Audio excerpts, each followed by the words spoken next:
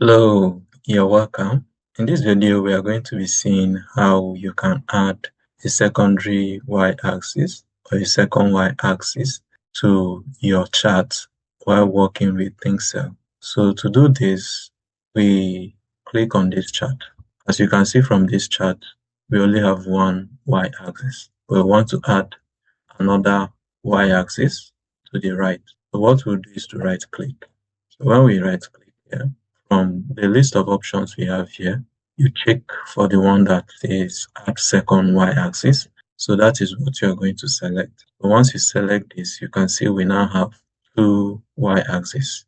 Now, the other thing that we would like to do now is to select any of these series. So you can see we have two series here, series for sales and a series for marketing. So we can set any of these series to this axis that we've just created. So let me start with this sales. So if I click on this sales and I right click, I will look for the option that says set to right axis. So once I click on this, it's going to set this series to the right axis. Still do that for the marketing. So if I select marketing, I go to this set to right axis and I click on it, and you can see it does same for marketing. So if we still click on this, you can see we can add again to the left axis. Initially, you remember we added to the right axis.